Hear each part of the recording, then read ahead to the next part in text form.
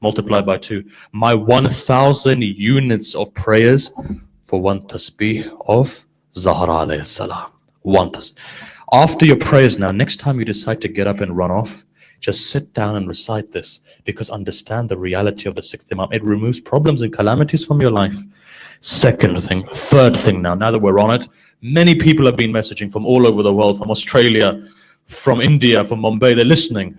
I've got all the messages there. Can you tell us what you recited a couple of nights ago? Because the voice went.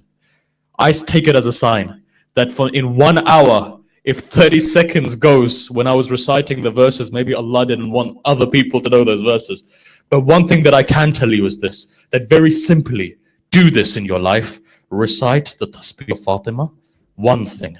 The second thing one needs to recite is this. It will remove all of the problems from your life, and I guarantee this. I saw Ayatollah Ishtihardi do this. I've seen this with my own eyes when he was sitting in the Haram of Ma'sam Qom. I saw him reciting something. I went to him to listen to what it was. I heard it. I went back to one of my teachers.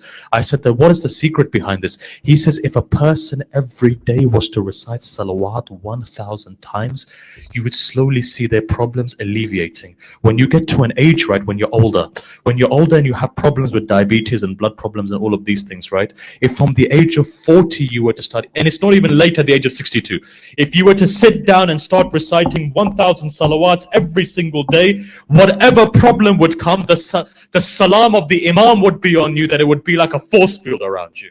It removes problems for your life. But more than this, if you look at the fadail of salawat, it says Allah increases your life, lifespan increases, your health begins to improve.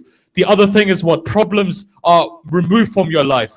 But the final thing and the most important thing is that on the moment of your deathbed, Rasulullah comes to you and he will kiss you before you die. Imagine this. You've lived all of your life. And who comes? The grandfather of Sayyid al-Shuhada comes. And he comes and he kisses you just before you die. Isn't that something to live for? Isn't that something to work for?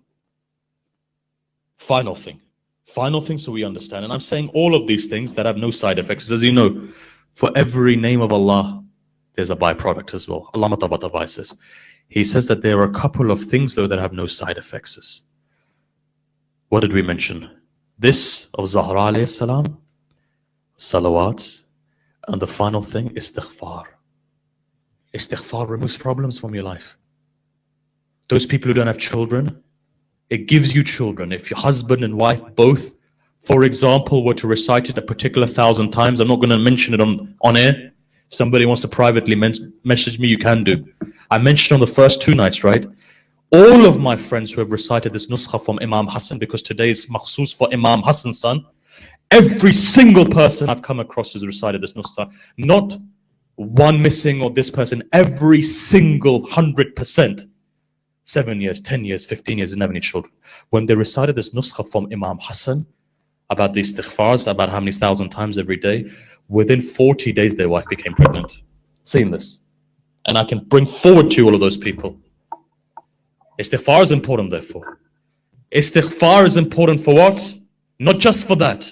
For rizq, for problems, for marriage. People who are not getting married, if they were to recite istighfar, become da'im of dhikr. Whenever you feel like it, start reciting.